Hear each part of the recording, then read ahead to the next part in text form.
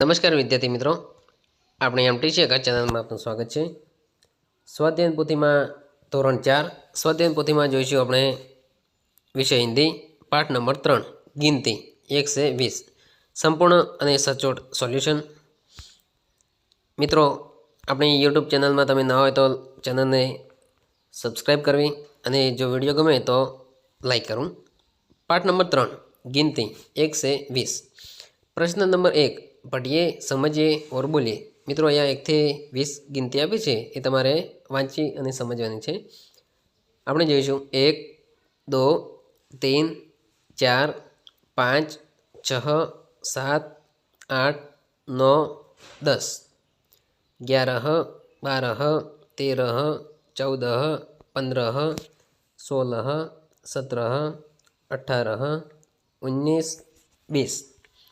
प्रश्न नंबर 2 अंकों का अनुलेखन कीजिए. मित्रों अँ 1 થી 10 अंको आप्या है અને એનું તમારે અનુલેખન કરવાનું રહેશે જોઈ જોઈને. प्रश्न 3 अ गिनती के क्रमानुसार बोलते हुए जोड़िए और जो चित्र बनाए उसमें रंग भरिए. मित्रों अँ 1 થી 20 સુધી गिनती આવી છે એ તમારે 1 થી 2 2 3 એમ જોડવાના છે અને જે ચિત્ર બને એમાં રંગ પૂરવાના રહેશે. અહીંયા બિલાડીનું ચિત્ર બનશે. प्रश्न 3 ब गिनती को क्रमानुसार बोलते हुए जोड़िए और जो चित्र बनाए उसमें रंग भरिए. तो मित्रों આગળના પ્રશ્નની જેમ અહીંયા પણ ગિનતી જોડવાની છે અને જે ચિત્ર બને તેમાં રંગ પૂરવાનો રહેશે. અહીંયા રંગ પૂરવાનો. प्रश्न 4 रिक्त स्थानों कोई पूर्ति कीजिए.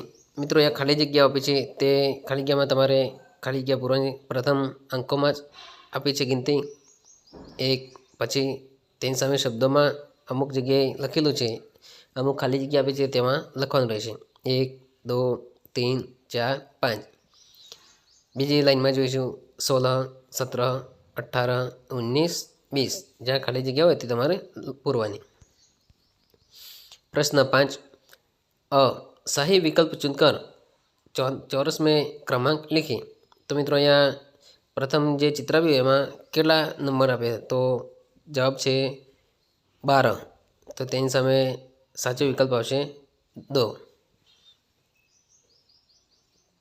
પછીના ચિત્રમાં આકાર આપ્યા છે 9 તો તેમની સામે આવશે 3 નંબર.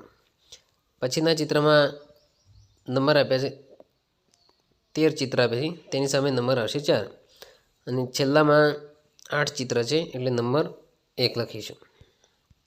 प्रश्न 5 ब चित्र गिनकर संख्या को अंक और शब्दों में लिखिए. અહીંયા જેટલા ચિત્ર આવ્યા તેની સામે અંકોમાં અને શબ્દોમાં લખવાનું રહેશે. અહીંયા સૂર્યના 2 ચિત્ર આપ્યા એટલે આપણે લખીશું 2. ચોરસ પણ 2 છે એટલે લખીશું 2.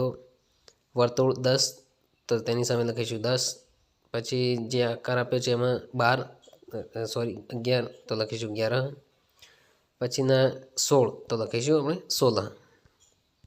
प्रश्न 6 कोष्टक में लिखी गई चीज़ें चित्र में से ढूंढकर कितनी है उन्हें कोष्टक में लिखिए.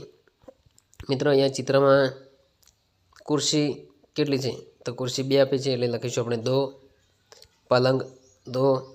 बॉक्स 6. खिड़की 1. मेज 1. Photo frame 2. तो मित्रों અહીંયા આ પાઠ નંબર 3 પૂરો થાય છે. Thank you.